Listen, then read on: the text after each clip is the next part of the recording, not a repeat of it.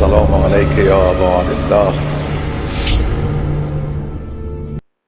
أعوذ بالله من الشيطان الرجيم. بسم الله الرحمن الرحيم. الحمد لله رب العالمين بارئ الخلائق أجمعين فاطر السماوات والأرضين وفي الأولين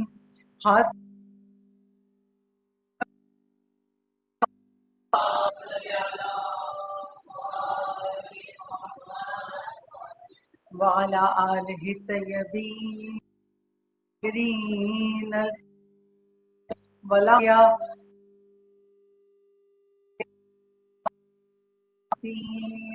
أما بعده فقد قال الله تبارك وتعالى في كتابه المجيد وفرقانه الحميد إنما يريد الله ليذهب عنكم الرجس أهل البيت ويطهركم تطهيرا.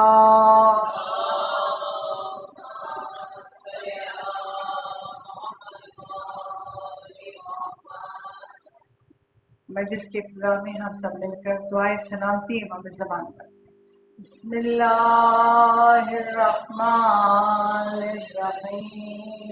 اللہم کل ولیک الحجت ابن الحسن صلواتک علیہ وعلی آبائی فی ہذہ الساعة وفی الساعة ولی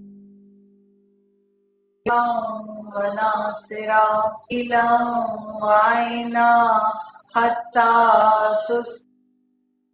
أرزق وتمتع طويلا رحمت أرحم الراحمين. بلند نعرہ صدق.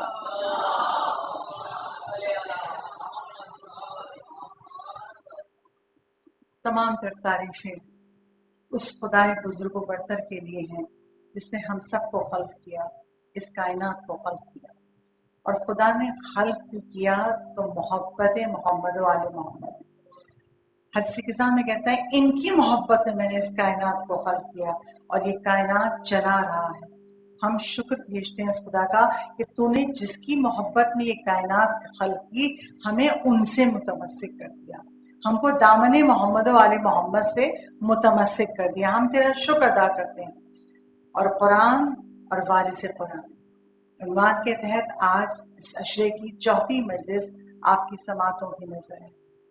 اور اس سال مجلس کی شروع میں جو آیت آپ سے گفتگو ہو رہی ہے وہ ہے سورہ بقرہ کی آیت نمبر 45 جسے پروردگار عالم ارشاد فرماتا ہے وَاسْتَعِینُوا بِالصَّبْرِ وَالصَّلَاةِ.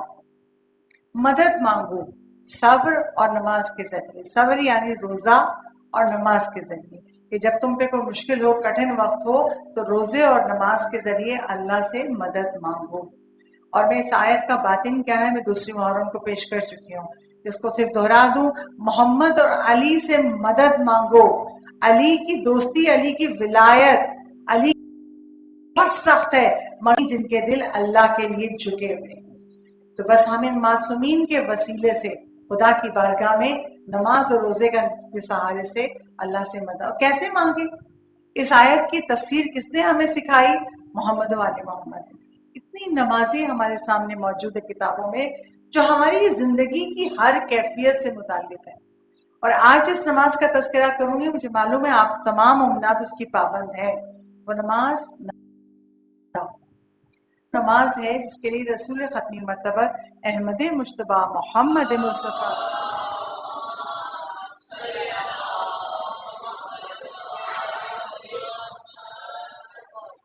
رسول اسلام ارشاد فرماتے ہیں غفلت سے روکنے والی جو نماز ہے 2 رکعت اسے تم پڑھو تاکہ غفلت تم پہ غلبہ نہ پا سکے. لوگوں نے پوچھا کون سی نماز ہے؟ کہا 2 رکعت نماز ہے اور اسے اگر غفلت کے وقت یعنی مغرب اور عشاء کے درمیان پڑھو تو اللہ تمہیں غفلت سے بچا لے گا. 2 رکعت نماز ہوتی ہے. پہلی رکعت میں سورہ الحمد کے بعد سورہ انبیاء کی آیت نمبر 87 وَالظَّنُّونَ إِذْ ذَهَبَ مُغَاضِبًا اللہ نے حضرت یوں پڑھے. اور دوسری رکعت میں ایک دفعہ الحمد اور سورہ نمبر 59 کی تلاوت کرے. وَعِندَهُ مَفَاتِحُ. اور اس کے بعد قنوت میں ایک دعا قنوت کے اختتام میں بیچ میں. تو رسول اسلام کہتے ہیں پہلا پڑھ کر اللہ سے حاجت طلب کرے گا، پروردگار عالم کو مانگے گا، اس کو عطا کر دے گا.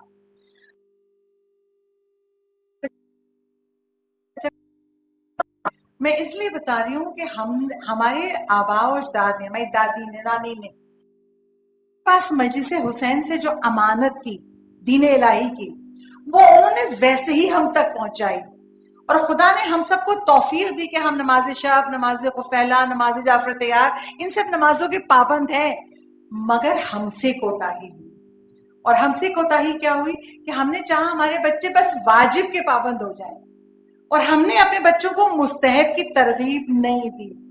حالانکہ مستحبات وہ عمل ہے جیسے کہ میں نے کل بتایا، خدا سے محبت کا ثبوت دے دیتے ہیں اور درجوں کو بڑھاتے ہیں، آپ کی حاجتوں کو پورا کرتے ہیں، آپ کے آخرت کے مرتبے کو بلند کرتے ہیں. مگر ہم نے یہ چاہا کہ نہیں، بچوں پہ ٹیوشن کا بوجھ بہت ہے، اسکول کے ہوم ورک بہت ہے، بچوں کو کھیلنے کا ٹائم نہیں ملتا، ہر چیز کا ٹائم دیا.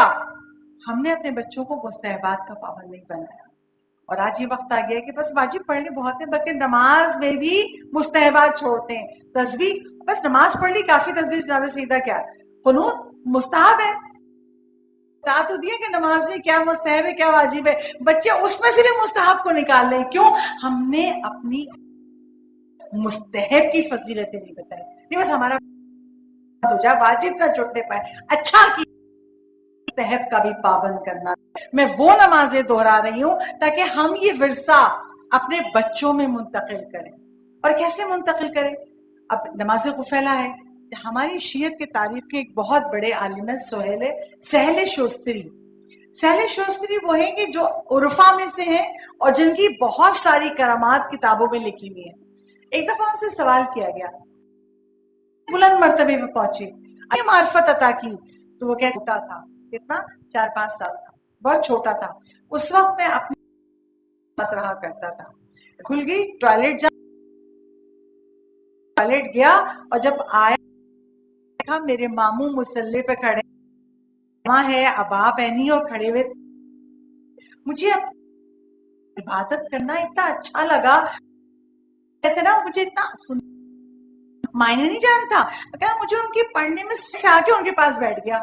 اب جب ان کی نماز ختم ہوئی، کہا تم کیوں بیٹھے ہوئے ہو؟ جاؤ جا کے بستر پہ سو، بہت چھوٹے ہو بھی تم. اچھا انہوں نے کہا جاؤ جا کے سو جاؤ. میں سو گیا. اگلے دن پھر میری آدھی رات آنکھ کھل گئی، میں پھر ٹوائلٹ گیا. جب ٹوائلٹ سے پلٹ کے آیا تو میرے ماموں کھڑے نماز پڑھ رہے تھے. مجھے پھر اتنا اچھا لگا ان کا پڑھنا، وہ جو پڑھ رہے ہیں وہ حالت سکون. میں پھر ان کے پاس آ کے بیٹھ گیا. جب وہ ان کی نماز میں نیت بنی ہوئی تھی، جب نماز مکمل، کیوں بیٹھے ہو؟ جاؤ، آرام کا وقت ہے، جاؤ لیٹ جاؤ، ابھی تم بہت چھوٹے ہو. تو میں نے ایک دفعہ اپنے ماموں سے کہا نہیں، جو آپ پڑھ رہے ہیں نا مجھے بہت اچھا لگتا ہے، آپ مجھے سکھائیں. ماموں کہتے ہیں تم بہت چھوٹے ہو. کہا نہیں مجھے بتائیے میں پڑھوں گا. تو ماموں نے کہا یا حاضر ہو یا ناظر ہو، یہ 7 مرتبہ ہو. میں نے وہیں بیٹھے بیٹھے یا حاضر ہو، اللہ کی صفات ایسے دیکھ رہا ہے، ہر جگہ حاضر ہے. رات میرے ماموں کہتے بس کافی، 7 جا کے سو جاؤ. یہی 7 دفعہ پڑھتے، جب میں اٹھتا تھا رات کو پھر بیٹھ کے پڑھتا تھا، یہ ایک تسبیح تک آیا. میں نے اسی وقت اٹھنے کے سبب سے اپنے ماموں سے وضو سیکھا، نماز پڑھنا سیکھی. اور وہ بچپن اور یہ بڑھاپا میں نے کبھی بھی نماز شب قضا نہیں کی، کیونکہ اسے وہ لذت عبادت مل گئی. جب سکھانے والا سکھانا چاہے اور سیکھنے والا سیکھنا چاہے تو کیسے وہ چیز انسان نہ سیکھ سکے. وہی میں بات کہتی ہوں، جو ہم نے بچپن میں اپنے کورس میں جو رائمز پڑھی تھی، وہ بابا بلیک شیپ دل کے کاغذ پہ. بچے بڑے ہو گئے، اب بچے مستحبات پہ ملچے ہیں، چھوٹے ہیں، آپ ان پر کام کریں اور بی بی سیدہ سے مدد مانگیں، تسبیح زہرا پڑھیں، تاکہ ہم اپنے بچوں کو مستحبات کا ذائقہ سکھائیں، ان کو بتائیں ان عبادتوں میں کیا اجر و ثواب ہے. سہل شوستری کہتے ہیں جب میں نے حاضر و ناظر ایک تسبیح تک پڑھنے آ گیا تو میری ارتقاء کے مراحل شروع ہو گئے، مجھ پہ روحانیت کے درجے کھلنے لگے. بس اللہ کرے کہ ہم بھی اپنی اولادوں کو مستحبات کا پابند بنائیں. باہر سے بلند صلوات پڑھ دیں.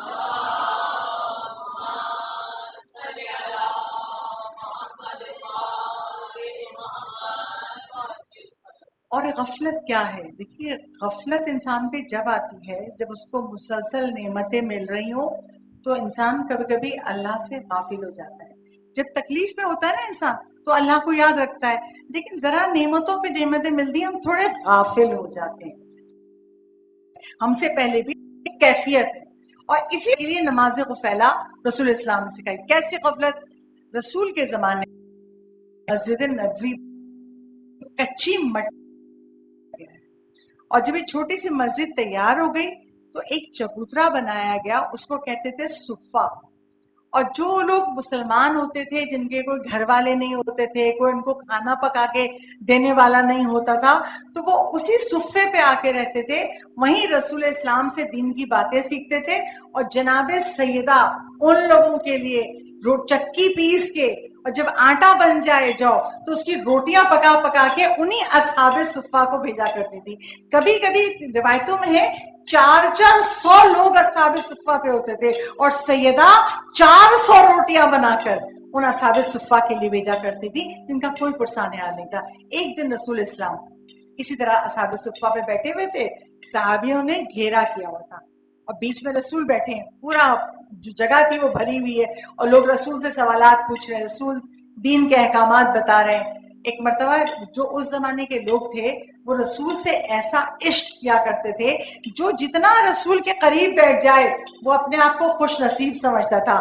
آج میں رسول کے قریب بیٹھا تھا اور اتنی دیر بیٹھ کے میں نے رسول سے سیکھا. ایسے سب بیٹھ کے صفہ پہ سیکھ رہے تھے. ایک بارگی جنگ بدر کے صحابی رسول کے پاس آئے، اور جنگ بدر مسلمانوں کی پہلی جنگ ہے جس میں اللہ نے فتح عنایت کی تھی. اس جنگ بدر کی جب صحابہ عنایت کی تھی، اس جنگ بدر کی جب صحابی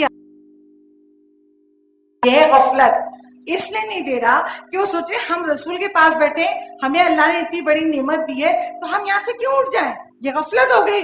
اچھا کچھ دیر تو وہ لوگ کھڑے رہے، مگر جب رسول نے دیکھا کوئی نہیں اٹھ رہا ہے، اب رسول نے کچھ لوگوں سے کہا آپ اٹھ جائیے، آپ باہر جائیے، ان کو بیٹھنے دیجیے. اب جب ان کو رسول نے کہا آپ اٹھ جائیے، ان کو بیٹھنے دیجیے، وہ لوگ تو بیٹھ گئے، مگر منافقین نے اس بات کا پتنگڑ بنا دیا. منافقین رسول کے زمانے سے ہیں. کیا دیکھا تم کو رسول نے اٹھا دیا اس جگہ سے، ان کو نہیں اٹھایا، تم کو اٹھا دیا، تمہاری تو کوئی حیثیت ہی نہیں ہے.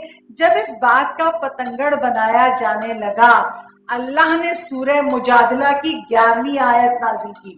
اس آیت میں کیا تھا؟ یا ایھا الذین آمنوا اذا قیل لہم تفسحوا فی المجالس فافسحوا یفسح اللہ، کہ جب تمہیں اے ایمان والو، یا ایھا الذین آمنوا، جب تمہیں کہا جائے وَإِذَا قِيلَ لَكُمْ، یہاں سے جگہ میں کشادگی کرو، تو جگہ کشادہ کر دیا کرو، اللہ تمہیں کشادگی عطا کرے گا. جب تم سے کہا جائے اٹھ جاؤ تو اٹھ جایا کرو. اور جو لوگ ایمان لائے ہیں، جن کے علم کے درجے بلند ہیں، اللہ ان کو بہت اجر عطا کرے گا. اور جو کچھ تم کر رہے ہو اس سے خدا واقف ہے. اللہ کو اپنے حبیب کی صفائی کے لیے، بہت سے بچے جو سن رہے ہو کہیں گے رسول اللہ صفائی دے دیتے تھے، اللہ کو آیت نازل کرنے کی کیا ضرورت تھی؟ رسول اللہ کہتے تھے کہ بھئی میں ہٹا رہا ہوں. نہیں، اپنی مرضی سے ایک لفظ نہیں بولتا، جس کے لیے قرآن میں آیا ہے وَمَا يَنْطِقُ عَنِ الْهَوَىٰ إِلَّا وَحْيٌ يُوحَىٰ، میرا یہ حبیب جب تک بولتا ہی نہیں جب تک وحی نہ آ جائے. تو رسول نہیں بولے، ابھی اللہ کی وحی نہیں، اللہ نے کہا میں اپنے حبیب کی صفائی دوں گا، اور اللہ نے کیا. تو یہ آیت کیا بتا رہی ہے؟ کبھی کبھی سب سے غفلت ہو جاتی ہے، اور جب غفلت ہو جائے تو کیا کریں؟ یہ نماز غفیلہ اگر ہم پڑھتے رہیں گے تو ہم غفلت سے بچے رہیں گے اور اس نماز کے اجر و ثواب کو بھی حاصل کرتے رہیں گے. باز بلند صلوات دیجیے.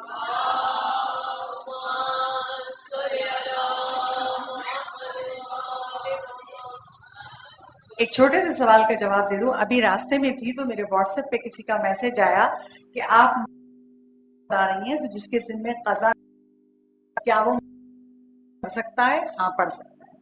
جس کے ذمے قضا نمازیں ہوں وہ مستحب نماز پڑھ سکتا ہے، مگر جس کے ذمے قضا روزے ہوں وہ مستحب روزے نہیں رکھ سکتا۔ اب میں یہ نہیں کہہ رہی کہ اسی نماز میں آپ قضا کی نیت کر لیں، نہیں، کچھ نمازوں میں آپ قضا کی نیت کر سکتے، کچھ میں نہیں کر سکتے۔ نماز غفیلہ ہے، آپ غفیلہ کی نیت کیجئے۔ نماز جعفر تیار بتائی، آپ جعفر تیار کی نیت کیجئے۔ تو میں یہ کہہ رہی ہوں کہ ہاں، جس کی قضا نمازیں ہوں وہ مستحب نماز بھی پڑھ سکتا ہے، تاکہ جس خاتون نے یہ سوال پوچھا اس تک یہ جواب پہنچے۔ باہر سے بلند نعرے سلوات۔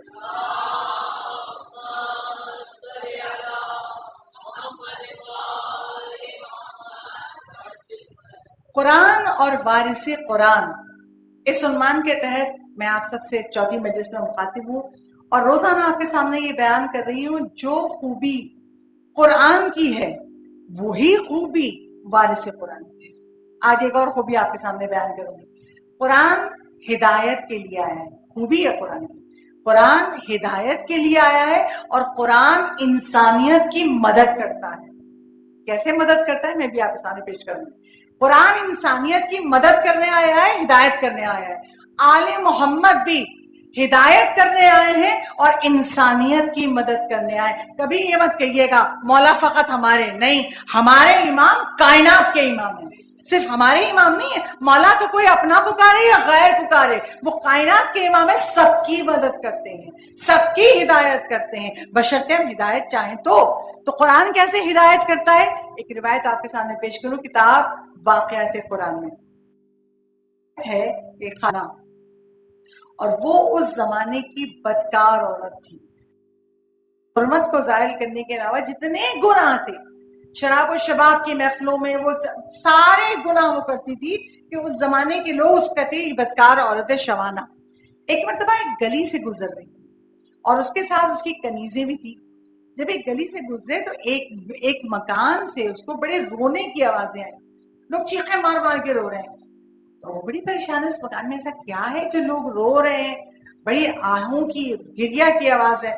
اپنی ایک کنیز سے کہا جاؤ دیکھ کر آؤ اندر کیا ہو رہا ہے۔ کنیز اندر گئی، واپس نہیں آئی۔ کچھ دیر گزر گئی، جب دیکھا کنیز نہیں آئی، دوسری کنیز کو بھیجا، تم جاؤ دیکھ کر آؤ کیا ہوا ہے، وہ آئی کیوں نہیں واپس۔ دوسری کنیز گئی، وہ بھی واپس نہیں آئی۔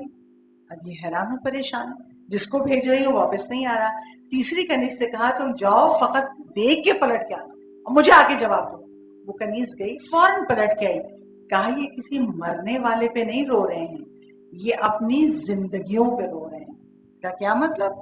کا ایک واعظ ہے جو قرآن کا درس دے رہا ہے، قرآن سمجھا رہا ہے، اور لوگ اپنے گناہوں پر رو رہے ہیں، گریا کر رہے ہیں، اللہ کے حضور توبہ کر رہے ہیں۔ اب جب یہ شوانہ اس عورت نے سنا تو اچھا میں بھی دیکھتی ہوں۔ وہ عورت اندر داخل ہوئی، دیکھا کہ واعظ قرآن کی تفسیر کر رہا تھا اور اس وقت وہ قرآن کے سورہ فرقان کی تفسیر کر رہا تھا، اور جس آیت کی تفسیر کر رہا تھا اس کا ترجمہ یہ تھا کہ جب جہنم کو جوش دیا جائے گا، جہنم کی آگ اللہ کے غضب کی آگ ہے۔ ہم دنیا کی آگ پہ ہاتھ نہیں رکھ سکتے، 5 منٹ نہیں رکھ سکتے، جل جائے گا۔ کیوں؟ میں نے اپنے استاد سے سنا تھا کہ دنیا کی آگ کو اللہ نے رحمت کے 70 دریا سے نکالا ہے، تو اتنی گرم آگ ہے، اتنی گرم آگ ہے، ہم 1 منٹ ہاتھ نہیں رکھ سکتے۔ جہنم اللہ کے غضب کی آگ ہے، اس کی شدت کا اندازہ کیجئے، کوئی اس آگ کو برداشت نہیں کر سکتا۔ اور سورہ فرقان کی آیتیں کہہ رہی ہیں جب اس آگ کو بھی جوش دیا جائے گا اور اس جوش کی آواز گناہگار سنیں گے، گریا کریں گے، اور ایک بارگی ان کو زنجیروں میں جکڑ کے تنگ و تاریک جہنم میں ڈال دیا جائے گا۔ لوگوں کا گریا بلند تھا، وہ سمجھا رہا تھا اپنے گناہوں سے توبہ کرو۔ اس عورت شوانہ پہ اثر ہوا، اس کا دل جیسے پگھلنے لگا، اس قرآنی آیتوں کا اس کے قلب پہ اثر ہوا۔ وہ واعظ سے کہتی ہے اگر میں سچے دل سے توبہ کروں تو کیا اللہ مجھے معاف کر دے گا؟ ہاں معاف کر دے گا۔ اگر تیری توبہ سچی ہے تو خلوص دل سے خدا کی بارگاہ میں توبہ کرے گی، خدا معاف کر دے گا۔ اگر تیرے گناہ شوانہ کی طرح بھی ہوئے، اب سوچئے کتنی بدکار عورت تھی، اس واعظ کو نہیں پتا کہ یہ خود شوانہ ہے، کہا اگر تیرے گناہ اس شوانہ عورت کی طرح ہوئے تب بھی خدا معاف کر دے گا، خدا ارحم الراحمین ہے۔ کہتی میں ہی شوانہ ہوں، اور آج خدا کی بارگاہ میں توبہ کرتی ہوں اور یہ وعدہ کرتی ہوں خدا سے آج کے بعد مجھ سے گناہ نہیں ہوگا۔ اس نے اتنی سچی توبہ کی، پلٹ کے گھر آئی، سارے غلام اور کنیزوں کو آزاد کر دیا، بس خدا تو اس کے جسم کا گوشت کے آگے کرتی تھی، اللہ سے مانگتی تھی۔ ایک بار کہ اس کی نگاہ آئینے میں پڑی تو اپنے وجود کو دیکھ کے کہتی میرا تو گوشت بھی گل گیا، پتہ نہیں میرا آخرت میں کیا حال ہوگا۔ جیسے ہی اس نے جملہ کہا غیب سے ندا آئی ہماری غلامی پہ قائم رہو، ہم ایسا اجر دیں گے کہ تم اشش کر اٹھو گی۔ صلوات بھیجی بابا سے۔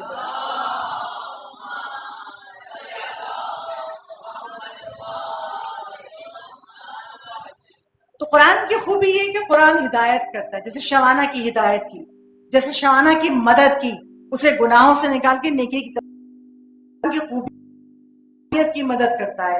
یہی خوبی محمد و آل محمد نے بھی، یہ ہدایت کرتے ہیں اور یہ انسانیت کی مدد کرتے ہیں۔ کیسے کرتے ہیں مدد؟ شیخ عبد الحسین امینی جن کا بے انتہا تذکرہ آپ نے علماء سے سنا ہوگا، مجالس میں سنا ہوگا، میں نے خود یہاں اس منبر سے کتنی بار ان کا تذکرہ کیا ہے۔ یہ وہ عالم ہیں جنہوں نے علی سے اپنی محبت کا ثبوت دے دیا تھا۔ کیا ثبوت دے دیا تھا؟ کہ 20 سال تک دنیا کے ہر کتب خانے میں گئے اور شیعوں کے علاوہ جو دوسرے مسلک ہیں ان کی کتابوں سے نکالی حدیث قدیر، من کنت مولا فہذا علی مولا، ان کی کتابوں سے، ان کے راویوں سے وہ حدیث نکالی اور ثابت کی مانو علی تمہاری کتابوں میں بھی مولا لکھے ہیں، حدیث قدیر ہے۔ شیخ عبد الحسین امینی کہتے تھے میں روز قیامت شکوہ کروں گا اگر سارے مسلمان علی کو مولا مان لیتے تو میں علی کے نہ جانے کیسی کیسی فضیلتیں پیش کرتا۔ میں تو اپنی پوری زندگی بس حدیث قدیر پہ ریسرچ کرتا رہ گیا، اتنی مولا سے محبت کی تھی، مولا کی عزت کا برہم رکھا تھا۔ ایک مرتبہ کسی نے امام رضا کے حرم میں کہا ایسا کیسے ہو سکتا ہے کہ ایک رات میں کوئی 1000 رکعت نماز پڑھ لے؟ جب یہ بات عبد الحسین امینی کے کانوں میں آئی، وہ امیر مجھ جیسا خاکی مومن پڑھ سکتا ہے تو علی جیسا امیر المومنین کیوں نہیں پڑھ سکتا؟ امام رضا کے حرم میں مغربین پڑھنے کے بعد نماز پڑھنے کی اذان تک 1000 رکعت نماز پڑھ لی اور کہا جب مجھ جیسا پڑھ سکتا ہے تو میرا مولا کیوں نہیں پڑھ سکتا؟ علی کی عزت کا بھرم، علی کی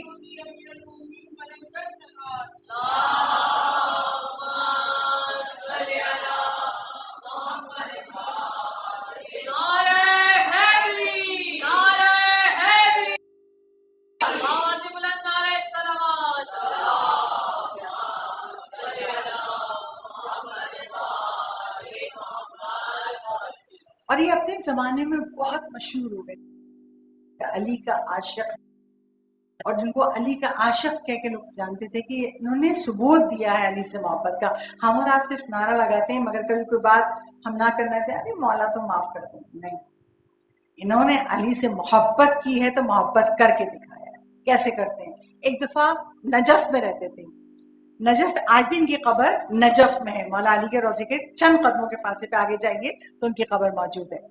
نجف میں تھے، عراق کے شہر میں ایک عراق کا وزیر ثقافت تھا، وہ اہل سنت سے تھا، شیعہ نہیں تھا، اس کا ایک ہی بیٹا تھا۔ وہ بیٹا بیمار ہوا، ڈاکٹرز کو دکھایا، ڈاکٹر نے علاج کیا مگر فائدہ نہیں ہوا، ڈاکٹرز نے جواب دے دیا کہ یہ بچہ اب بچ نہیں سکتا، گھر لے جاؤ۔ گھر تو لے آیا مگر کوئی اس ٹوٹے دل ماں اور باپ سے پوچھے جن کی اولاد کو ڈاکٹر نے کہہ دیا ہو کہ نہیں بچے گا، مستقل گریا، کیا کریں ہمارا بچہ بچ جائے۔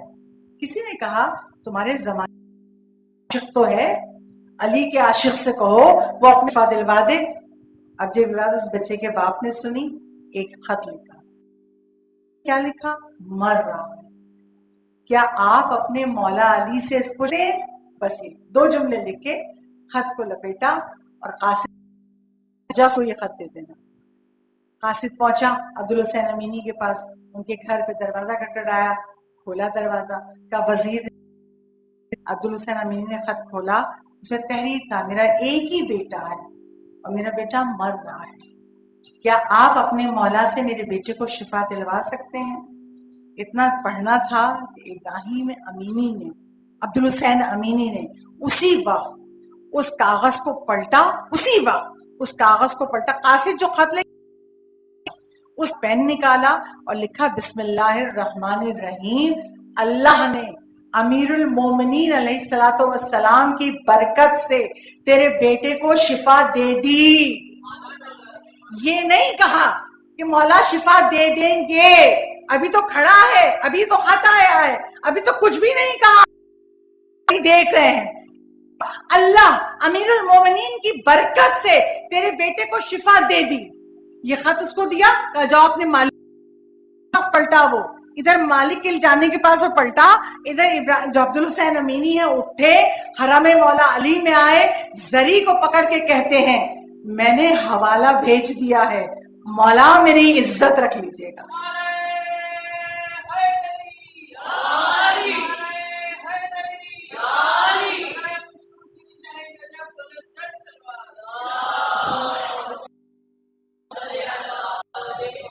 مولا حوالہ بھیج دیا ہے، میری عزت رکھ لیجئے گا۔ اس وقت دوڑتا ہوا بیٹے کے کمرے میں گیا، کی صلاحیت نہیں رکھتا تھا، دیکھا صحت و سلامتی کے ساتھ بستر پہ بیٹھا ہوں، اس نے کہا واہ بلند صلوات۔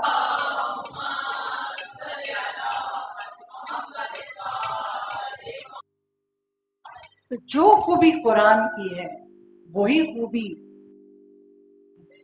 قرآن مدد کرتے، وارث قرآن انسانیت کی مدد کرتے ہیں۔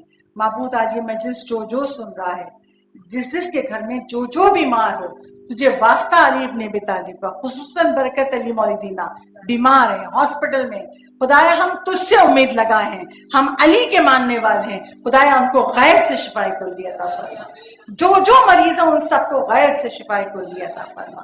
تو میری گفتگو اس منزل پر ہے، جو خوبی قرآن کی ہے وہی خوبی وارث قرآن کی ہے، اور میں اور آپ اس عشرے میں آیت الکرسی کو سمجھ رہے ہیں۔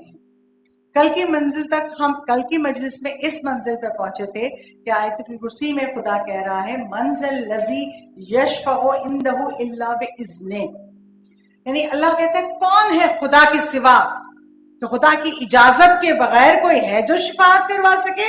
یہ جملہ بتا رہا ہے ہر ایک کی شفاعت نہیں ہوگی، الا باذنہ، جس کو اللہ اجازت دے دے گا اس کی معصومین شفاعت کروائیں گے، اللہ کی اجازت کے بغیر کسی کی شفاعت نہ ہوگی، اور شفاعت اللہ کا لطف و کرم ہے، اب اللہ اپنے بندوں پر رحم کر رہا ہے۔ اور کل کی مجلس سے میں نے ذکر کیا تھا کہ رسول اسلام کس طرح شفاعت کروائیں گے، اللہ کا لاکھوں کروڑوں اربوں خربوں احسان ہے، ہمارا دامن ایسے شافے سے بھرا ہوا ہے، کون شافے نہیں ہے وارث قرآن میں؟ میں چند مثالیں پیش کروں، ہمارا تو دامن بھرا ہے، ہم اس یقین سے کہتے ہیں مولا ہمیں ایمان پہ ثابت قدم رکھیے، ہم جانتے ہیں آپ کی شفاعت ہمیں بہشت تک لے جائے گی۔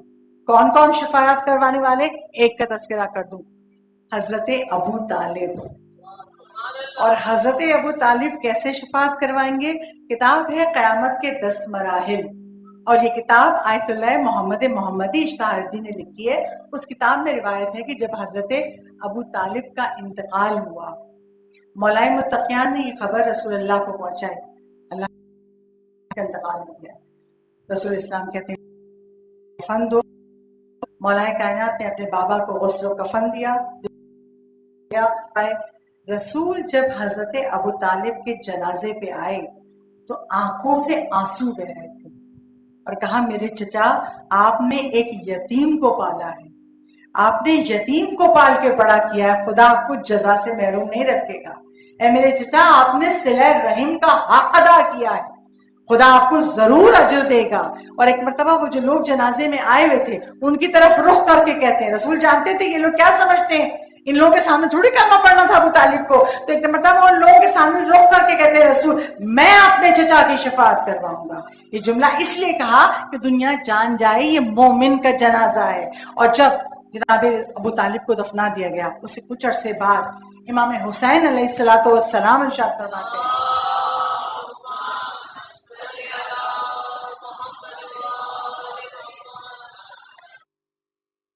کوفے میں میرا بابا علی بیٹھا ہوا تھا، اور مولا علی کے سامنے ان کے اصحاب بیٹھے ہوئے تھے اور سوالات مولا سے کر رہے ہیں. ایک مرتبہ ایک شخص کھڑا ہوا اور کھڑا ہو کے کہتا ہے یا علی آپ تو اتنے اچھے مقام پر ہیں مگر آپ کے بابا دوزخ میں ہیں. جیسے ہی اس نے جملہ کہا علی ابن ابی طالب کے چہرے پہ آثار جلال نمودار ہوئے. مولا کہتے ہیں خدا تیرے منہ کو چاک کر دے, تو نے کیسے کہہ دیا کہ میرے بابا دوزخ میں؟ جس کا بیٹا جنت و جہنم تقسیم کرے اس کا باپ دوزخ میں ہوگا. اور میں اس محمد مصطفیٰ کی قسم کھاتا ہوں جس کو اللہ نے نبی بنا کر بھیجا ہے, میرا بابا روز قیامت اگر تمام مومنین کے لیے خدا سے شفاعت کا طلبگار ہوگا تو خدا ابو طالب کے صدقے میں تمام لوگوں کی شفاعت کر دے گا. یہ جملے ایک بیٹے کے جملے نہیں ہیں,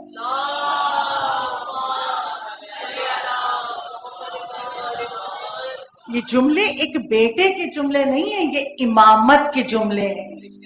یہ امام کی زبان پہ جا رہی, میرا بابا اگر پوری دنیا کی شفاعت کروانا چاہے تو خدا اس کی درخواست کو رد نہیں کرے گا, میرے بابا کے صدقے میں سب کو بخش دے گا.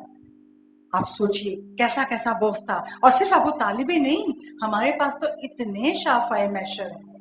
میں ایک اور شافع محشر کا نام ہوں ابو الفضل العباس.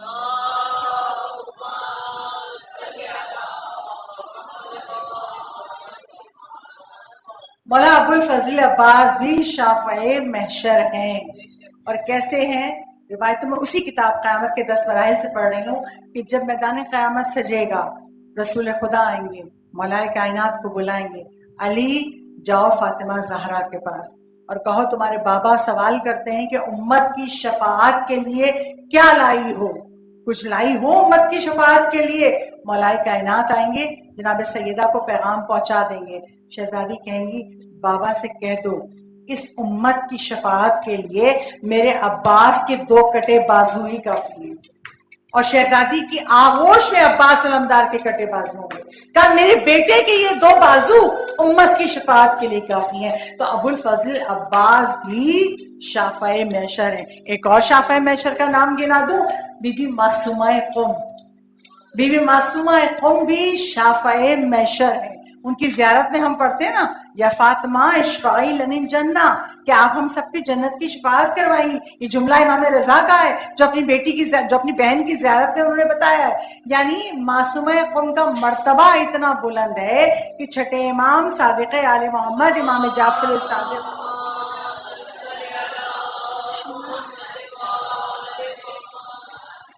چھٹے امام ارشاد فرماتے خدا تمام شیعوں کی بی بی معصومہ قم کے وسیلے سے شفاعت کر کے سب کو راہ بہشت میں بھیجے گا, سب جنت میں داخل ہوں گے معصومہ قم کی شفاعت سے. ہمیں تو مولانا ایسے گوہر بے بہا دے دیے, ہمیں تو ایسے شافع محشر دے دیے. اور کس طرح بی بی شفاعت کروائیں گی, بی بی کی اہمیت کے لیے, فضیلت کے لیے ایک چھوٹی سی روایت پڑھ دوں. کتاب میں روایت لکھی کہ آیت اللہ باقر ناصری یہ قوم کے علماء میں سے تھے. یہ اس روایت کو بیان کرتے ہیں کہ ایک مرتبہ قوم میں قحط آ گیا اور خشک سالی تھی, بارش نہیں ہو رہی تھی اور فصل نہیں پیدا ہو رہی تھی, خشک سالی ہو گئی تھی. لوگ پریشان تھے کہ اگر دانا نہیں ہوگا تو قحط پڑ جائے گا. تو اب لوگوں نے کہا کہ بھئی دعا کریں, بی بی معصومہ قم سے توسل کریں کہ بی بی بارش برسا دے. تو آقا باقر ناصری کہتے ہیں کہ میں نے قوم میں سے 40 لوگوں کو جمع کیا. جب 40 لوگوں کو جمع کر لیا تو ان سب کو تیار کیا کہ بی بی معصومہ قم کے حرم میں جا کے دعا کریں, نمازیں پڑھیں, بی بی سے توسل کریں اور بی بی سے حاجت پیش کریں کہ بی بی بارش برسا دے, قحط نہ ہونے پائے. وہ 40 کے 40 لوگ بی بی معصومہ قم کے حرم میں گئے, بی بی سے توسل کرتے. 2 یا 3 دن گزرے تھے. ایک شخص نے خواب میں دیکھا, وہ بہت نیک متقی شخص, اس نے خواب میں کیا دیکھا, آیت اللہ احمد قومی, مرزا احمد قومی جن کا انتقال ہو چکا تھا, وہ خواب میں آئے. سوال کرتے ہیں تم بی بی معصومہ قم کے حرم میں کیوں آئے ہو؟ کہا ہم اس لیے آئے ہیں بی بی سے توسل کرنے, بی بی بارش برسا دے ورنہ قحط پڑ جائے گا. اب جواب سنیے. آقا مرزا قمی کہتے ہیں ارے یہ حاجت تو ہم جیسے غلام بھی پوری کر سکتے ہیں, تمہیں یہ حاجتیں چاہیے تو ہم غلاموں سے کہہ دیا کرو, ہم پوری کر دیں گے. جب تمہیں کائنات کی شفاعت چاہیے ہو, معصومہ قم کا وسیلہ دینا خدا رد نہیں کرے گا, پوری کائنات کی شفاعت کروائیں گی بھی معصومہ قم. صلوات بھیجیے باہر سے.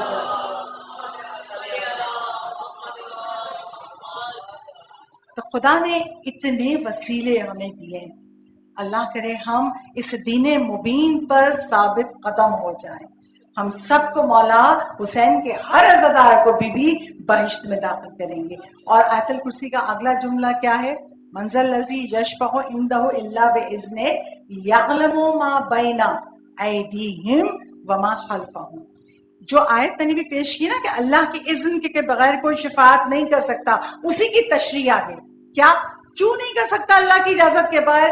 وما یعلم، کہ خدا جانتا ہے، وما ایدیہم وما خلفہم، جو کچھ پیچھے گزر گیا انسان پہ وہ بھی، جو آگے ہونے والا ہے وہ بھی خدا جانتا ہے. جب خدا جانتا ہے بہتر جانتا ہے نا کون شفاعت کے قابل ہے کون نہیں ہے. اسی لیے خدا نے کہا جب تک میری اجازت نہ ہو تو کسی کی شفاعت نہیں ہو سکتی. اور خدا اتنا بے نیاز ہے. یقین جانیے اگر ہم اپنے خدا کو پہچان لیں، اپنے معصومین کو پہچان لیں، ہمیں کبھی بھی فکر مند ہونے کی ضرورت ہی نہیں ہے.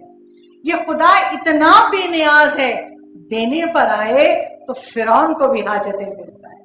کیسے فرعون کی دعا قبول کر لیتا ہے؟ یہ فرعون وہ ہے جو خود خدا بنا بیٹھا ہے. اور کتاب میں بند تاریخ کی 4 جلد اس میں روایت موجود ہے. ایک مرتبہ دریائے نیل میں پانی کم ہو گیا. جب دریائے نیل میں پانی کم ہو گیا تو لوگ آئے فرعون کے پاس، خدا مانتے تھے. فرعون نیل میں پانی جاری کر دے، ہمارے جانور پیاسے ہیں. اب فرعون کیا کہے؟ پتا ہے کہ میں پانی کہاں جاری کر سکتا ہوں. انسان کو اپنی حیثیت تو پتا ہوتی ہے نا، میں کہاں کا خدا، کہلواتا خدا ہے مگر لوگوں سے کہتا ہے پانی اس لیے نہیں ہے کہ میں تم سے ناراض ہوں، اس لیے دریائے نیل میں پانی ہوں. اب لوگ شکل دیکھ رہے ہیں. اب جس کو خدا مانتے ہیں اس سے بحث کیا کریں؟ چلے گئے. دوبارہ آئے، پھر کہہ رہے کچھ دن بعد کہ نیل میں پانی جاری کر دے، اب قحط سالی ہو رہی ہے. پھر فرعون کا وہی جان، میں تم سے ناراض ہوں اس لیے دریائے نیل میں پانی نہیں. وہ لوگ پھر چلے گئے. جب تیسری مرتبہ آئے اور سوال کیا اور فرعون نے یہی جواب دیا تو اب پلٹ کے کہتے ہیں اگر تو نے پانی جاری نہ کیا تو ہم تیرے سوا کسی اور کو معبود بنا لیں گے، کسی اور کو خدا بنا لیں گے. اب یہ دھمکی کارآمد تھی. اب فرعون پریشان ہوا، اگر کسی اور کو خدا بنا لیا تو میرا اقتدار کہاں جائے گا. اس نے کہا اچھا ٹھیک ہے، کل پوری قوم سے کہہ دو بیابان صحرا میں آ جائیں. سب نکل آئے، پانی کی سب کو طلب ہے.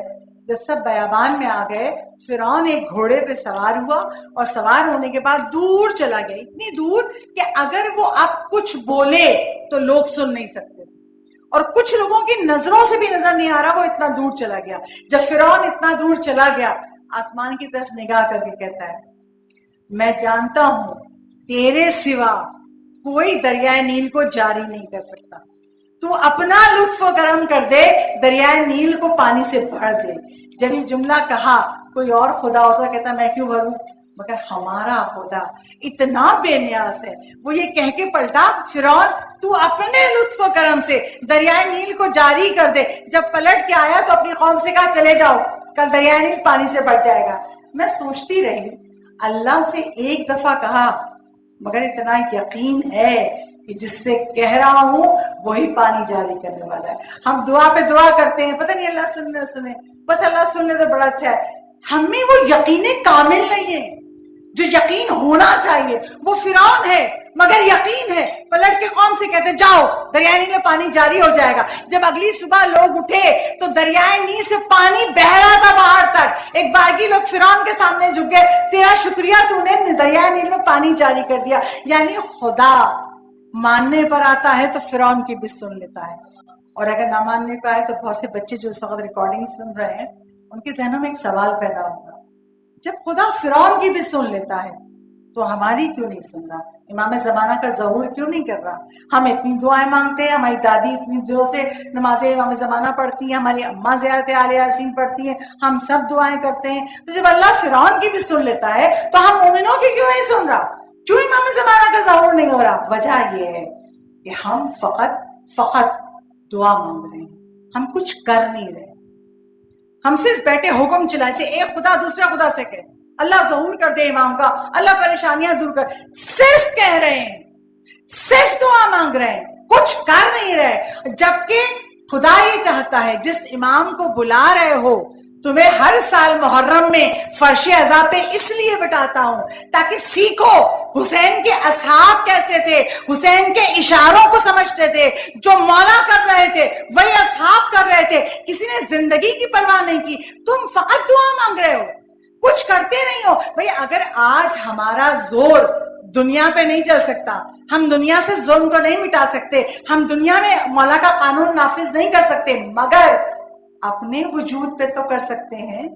یہ ہمارا وجود، یہ ہمارا جسم ایک کل سلطنت ہے، ہم اس پہ تو مولا کا قانون لاگو کر سکتے ہیں۔ ہم وہاں دیکھیں جہاں مولا نے کہا ہے، زبان سے وہ لفظ نہ نکالے جو مولا کو ناپسند ہے، قدم وہاں اٹھائیں جہاں مولا چاہتے ہیں، زبان سے وہ بولیں جو مولا چاہتے ہیں۔ ہم اپنے وجود پر تو امام کا ظہور کرتے، کیونکہ خدا نے کبھی بھی کسی نبی کو، کسی امام کو معجزے کی طاقت سے فتح نہیں دلوائی، ظاہری اسباب چاہیے ہوتے ہیں۔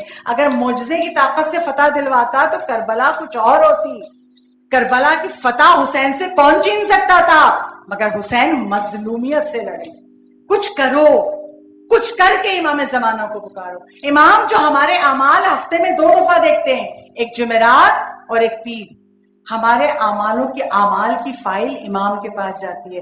اگر آج ہم اپنی کسی عادت پہ قبضہ کر پالیں، غصہ آتا ہے، بچوں پہ ڈانٹ ڈپٹ بہت ہے، ہم کہیں مولا اب ہم آپ کے لیے غصہ نہیں کریں گے، ہم آپ کے منتظر بننا چاہتے ہیں، اور مولا منع کرتے ہیں۔ ایک چھوٹی سی روایت بیان کر دوں، آپ کو یاد آ جائے گا، بات آگے بڑھ جائے گی۔ آقا حسن زادہ عاملی، اللہ ان کو طویل عمر عطا کرے، تفسیر قرآن لکھ رہے ہیں، دادا ہے ان کی بیمار، ان کا واقعہ ہے جو ان کے داماد نے بیان کیا، کہ آقا حسن زادہ عاملی ایران کے شمال، کیوں سکون سے مطالعہ کر سکیں گے۔ جب وہاں پہنچے تو داماد کا گھر ہے، بیٹی کا گھر ہے، بچے تھے، شور بھی کرتے ہیں، کھیلتے بھی ہیں، وہاں بھی بچے شور، ایک دفعہ ڈانٹ دیا، خاموش ہو جاؤ، شور کیوں کر رہے ہو، بس یہ کہہ دیا۔ اس کے بعد جب آقا حسن زادہ عاملی، جنہوں نے آقا حسین طباطبائی، جنہوں نے تفسیر قرآن لکھی ہے، ان کے بڑے بھائی ہیں حسن طباطبائی، جب وہ ان سے ملنے گئے تو آقا حسن طباطبائی کہتے ہیں میں نے خواب میں آقا علی آقا قاضی کو دیکھا، اور وہ کہہ رہے تھے حسن زادہ عاملی سے کہو ایسے ہی امام کا انتظار کرتے ہیں۔ ایک عالم کا ڈانٹنا بھی کیا ڈانٹ، شور نہیں کرو، چپ ہو جاؤ، اور ہم تو اپنے بچے، حالانکہ ماں کو مارنے کا ہے تو زمین و آسمان ہے۔ تو اگر ہم فقط ایک اپنی نہیں، آپ سوچئے آقا قاضی کہہ رہے ہیں حسن زادہ عاملی سے کہو ایسے ہی امام کا انتظار کرتے ہیں، اپنے عمل کی اصلاح تو کرو، یعنی امام کو ایسے چنے ہوئے لوگ چاہیے۔ تو اگر ہم اپنی کسی بھی صفت بد کو ختم کرنا چاہیں اور کوشش کریں تو یقین جانیے ہمارا امام جب جب ہمارے نام اعمال کو پڑھے گا ہمیں دعا دے گا، اور جس کو امام کی دعا مل جائے وہ کیسے اپنی نیکی پہ ثابت قدم نہیں ہوگا۔ بابا سے بلند صلوات بھیجیے۔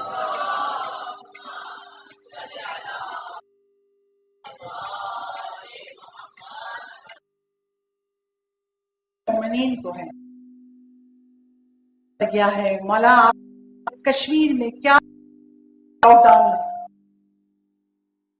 یونیورسٹیز نہیں کھل رہی، اور ان کے تو گھروں پہ فوجی گھس گھس کے جوانوں کو مار رہے ہیں، عورتوں کی عزتوں کو پامال کر رہے ہیں، وہ 1 سال سے لاک ڈاؤن میں ہے، ہمیں احساس نہیں ہوتا۔ ظلم ہو رہا ہے، ظلم ہو رہا ہے، اور آج کل یمن میں کیا ظلم نہیں ہے، فلسطین میں کیا ظلم نہیں ہے، مگر ہم کسی بھی ظلم پہ ہم بے چین نہیں ہوتے، ہم اس طرح بے چین نہیں ہوتے۔ مولا ہم کچھ کریں، ہم کچھ کریں کہ ہمارا امام ہم سے راضی ہو، اور یہ شکایت ہر زمانے کی تھی۔ ایک چھوٹا سا واقعہ بیان کر کے مصائب کی منزل پہ آتی ہوں۔ ایک شخص حلہ میں رہتا تھا، اس کا نام تھا علی، شیخ علی حلاوی۔ وہ مولا سے شکوہ کرتا، عاشق امام تھا، اور کیا کرتا تھا، صحرا میں نکل گیا، عبادتیں کر رہا ہے، اور چیخ چیخ کے پکارے یا امام آپ کا ظہور کیوں نہیں ہوتا، مولا آپ تو اتنے شیعہ ہیں، کیا آپ کے 313 ابھی تک نہیں ہوئے، مولا آپ کا ظہور کب ہوگا۔ بقاعدہ مولا سے لڑ رہا ہے، جگہ جگہ جا، صحرا میں تھا، مولا سے شکایتیں کر رہا تھا، مولا آپ نہیں آتے ہیں، مولا آپ آ جائیے، اب تو بہت سارے شیعہ ہیں، ہم سب آپ کے مددگار ہیں۔ جب یہ جملہ کہا تو ایک بار بھی قریبی ایک نورانی شخصیت آئی، کہا تم کون ہو؟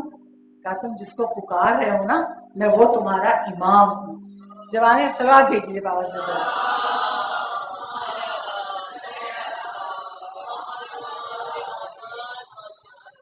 इमाम ज़माना कहते हैं जैसे तुम मुझसे शिकवा कर रहे हो, हालात ऐसे नहीं है, इतने सारे मेरे चाहने वाले हकीकी अमल करने वाले नहीं है।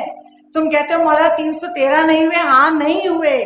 तुम्हारे शहर में एक तुम मेरे हो जिसे मैं हकीकी शिया कह सकूं, और एक तुम्हारे शहर का कसाई, वो मेरा सही मानने वाला है, वो कसाई और तुम हो।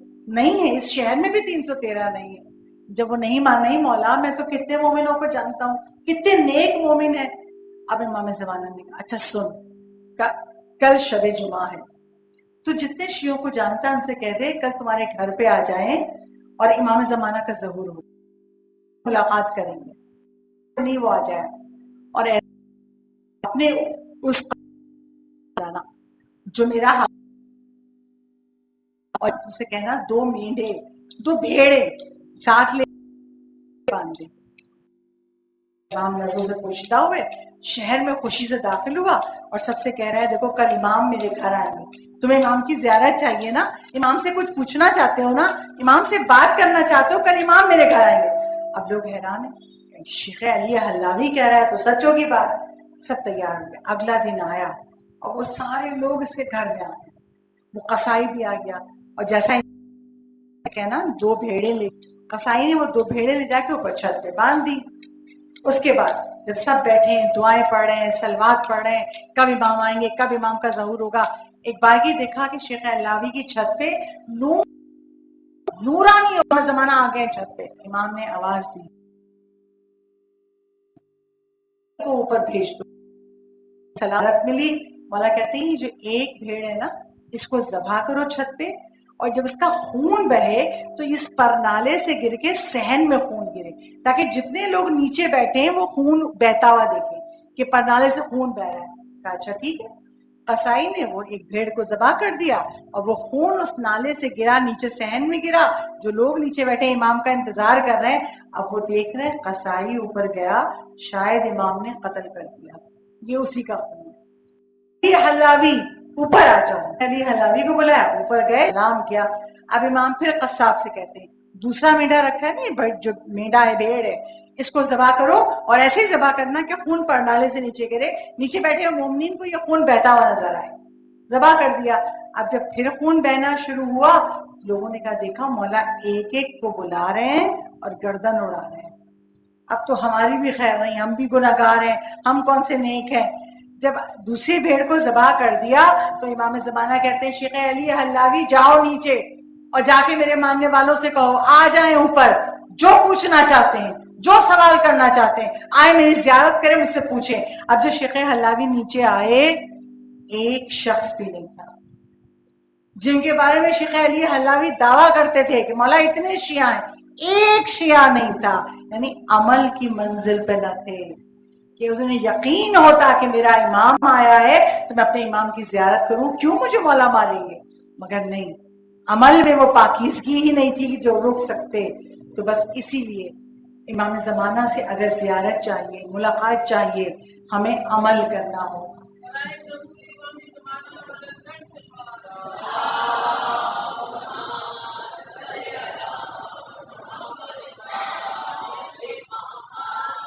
इमाम से कैसे मोहब्बत करते हैं, कोई हबीब इब्ने मज़ाहिर से सीखे।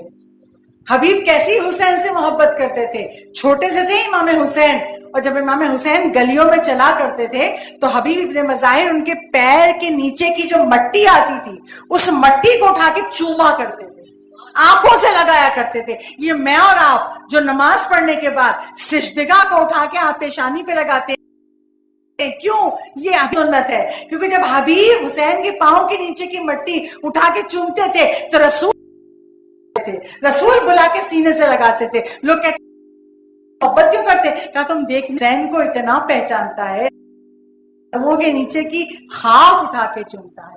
हम भी सिजदगा को इसीलिए बोसा देते हैं कि अर्ज़े करबला पे न जाने कहां कहां मौला के कदम पड़े, मौला के कदम है अर्ज़े करबला पे। अज़दारों, हबीब से इतनी मोहब्बत थी इमाम हुसैन को कि सबसे कहा जो जाना चाहे वो चला जाए। मौला कहते रहे جو چاہنا چاہے یہ چلا جائے، یہ یزیدی مجھے مارنا چاہتے ہیں۔ مگر ایک ایسا ہے کہ حسین نے اسے خط لکھ کر بلایا۔ کیوں خط لکھ کے بلایا؟ حسین کو یقین تھا میں حبیب کو بلا رہا ہوں، حبیب ضرور آئے گا۔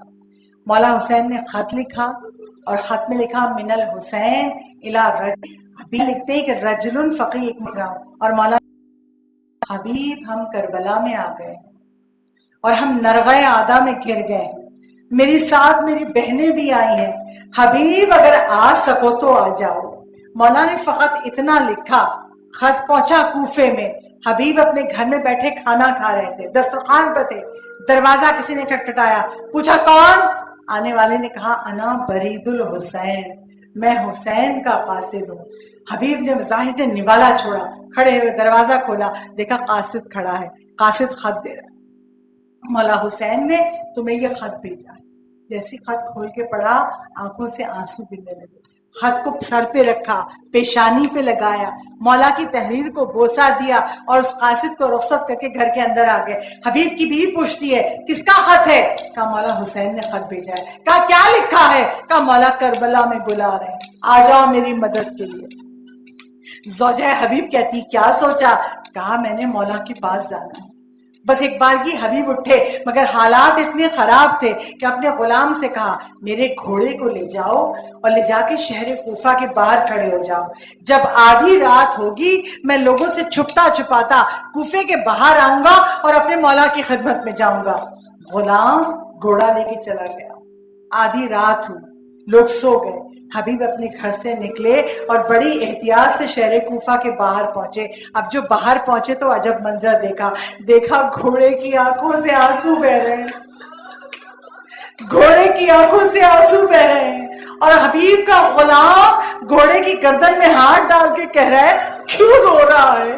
اگر میرا آقا نہ آیا تو میں تجھ پر سوار ہو کے حسین کی مدد کو جاؤں گا۔ ارے یہ منظر دیکھ کر حبیب نے آہ کھینچی، بارے الہ کیا وقت آ گیا، اب تو جانور حسین کی غربت میں رو رہے ہیں۔ میرا مولا اتنا غریب ہو گیا کہ اب تو جانور مولا کی غربت میں رو رہے ہیں۔ مولا نے غلام کا، حبیب ابن مظاہر نے غلام کا شکریہ ادا کیا، تو نے بڑا اچھا کیا میرا گھوڑا لے آیا۔ گھوڑے پہ سوار ہوئے، جیسے ہی گھوڑے کو بڑھانا چاہتے ہیں آگے، ایک بار ہی غلام نے پیر پکڑ لیے۔ اپنے ساتھ ان کے پاس جا رہے ہو تو مجھے چھوڑے جا رہے ہو، مجھے بھی حبیب حسین نے پڑھاؤ، میرے استقبال کرو۔ ارے مولا کے صحابی اٹھے، استقبال لگائے۔ مولا کا ہر صحابی حبیب کے مصافحہ کرتا ہے۔ جب یہ خوشی سے زینب کبریٰ نے فضا سے کہا فضا کون آج میرے بھی خوش ہیں، ورنہ روز دشمن کا لشکر آتا ہے، آج شمر کا لشکر آ گیا۔ ابھی بھی فضا گئی اور مولا کا حبیب آ گیا ہے۔ زینب کبریٰ خوش ہو گئی، کہا فضا جاؤ حبیب سے کہو زینب بلا رہی ہے۔ فضا گئی ہے اور کہا حبیب تمہیں بی بی زینب کبریٰ نے یاد کیا ہے۔ حبیب ہاتھوں کو جوڑے ہوئے بی بی زینب کبریٰ کے خیمے کے باہر کھڑے ہو گئے، ہاتھ جوڑ کے کہتے ہیں شہزادی آپ نے مجھے یاد کیا۔ بی بی زینب کبریٰ کہتی ہیں اس عالم غربت میں تو میرے بھائی کی مدد کو آیا، فاطمہ زہرا کی بیٹی تجھے سلام کرتی نام کا سننا تھا۔ حبیب گرگین پہ گرے، سر پہ ڈالی، سر پیٹنے لگے۔ ارے یہ کون سا وقت آ گیا، ہم غلاموں کو سلام بھیج رہی ہیں۔ ایک بار کی حبیب کہتے ہیں بی بی غلام حاضر ہے، بی بی کوئی حکم تو بتائیے۔ شہزادی زینب کہتی ہیں حبیب زینب نے اپنے آپ کو ہر امتحان کے لیے تیار کر لیا ہے، مگر بھیا مجھے اپنی چادر کی بڑی فکر ہے، مجھے اپنے حجاب کی بڑی فکر ہے، میری چادر کی حفاظت کرنا۔ حبیب ابن مظاہر کہتے ہیں بی بی جب تک میں زندہ ہوں مجال نہیں ہے کوئی آپ کی چادر کی طرف ہاتھ اٹھا سکے. عزاداروں جب سب شہید ہو گئے, شام غریبہ میں خیمے جلنے لگے, چادریں لٹنے لگی, جب زینب کی چادر لوٹی جانے لگی, زینب نے علی اکبر کو نہیں پکارا, عباس کو نہیں پکارا, حسین کو نہیں پکارا, فقط کہتی تھی حبیب زینب کی چادر لٹ رہی ہے, ارے کوئی ہے جو میری چادر کو بچا لے.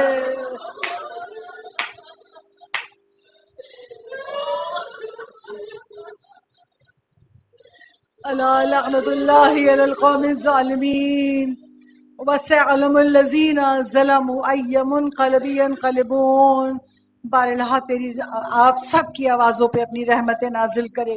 چھٹے امام دعا دیتے ہیں, ہمارے جد کے غم میں جو آوازیں بلند ہوتی ہیں, میرے جد کے غم میں جو آوازیں بلند ہو کے روتی ہیں, خدا ان آوازوں پہ رحمت نازل کرے. بار اللہ ہماری اس قلیل عبادت کو ہم سے قبول فرما لے. پاک پروردگار ہماری سب سے پہلی سب سے بڑی حاجت امام زمانہ کے ظہور میں تاجیل فرما دے. بار اللہ ہم سب کے تمام گناہان کبیرہ اور صغیرہ معاف فرما دے. معبود ہماری آنکھوں میں وہ نور دے دے کہ ہم اپنے وارث کے چہرے پر نور کی زیارت کر سکیں. معبود ہم سب کے دلوں میں حاجتیں ہیں, تجھے واسطہ حسین کی ماں کا, حسین کی ماں کے صدقے میں ہم سب کی حاجتوں کو پورا کر دے. خدایا ہر بیمار کو شفا عطا کر دے. فاطمہ سورہ کا واسطہ ہر بیمار کو شفا کلی عطا کر دے. جو لا ولد ہے اسے اولاد عطا کر دے. جو صاحب اولاد ہے ان کی اولاد کو نیک صالح بنا دے. جن کے بچے بڑے ہیں ان کو اچھے بر عطا کر دے. جو بے گھر ہیں ان کو گھر عطا کر دے. جو رزق و روزی کی تنگی کا شکار ہے انہیں ان کا رزق وسیع کر دے, کشادہ کر دے. اور خدایا عزاداری امام حسین کی حفاظت فرما, ہمارے علماء کی حفاظت فرما, ہمارے مقدس مقامات روزوں کی حفاظت فرما. پاک پروردگار پاکستان کی حفاظت فرما. یہ کرونا وائرس دنیا سے دور ہو جائے, اور جو اس وبا کا شکار ہو چکے ہیں انہیں صحت کلی عطا فرما. اور خدا جلد سے جلد کربلا و مشہد و قم کے راستے کھول دے کہ زائر زیارتوں کے لیے جا سکیں. اور جب امام زمانہ ظہور فرمائیں اور صدا دیں تو لبیک کہنے والوں میں ہم سب آگے ہوں. ربنا تقبل منا انک انت السمیع العلیم.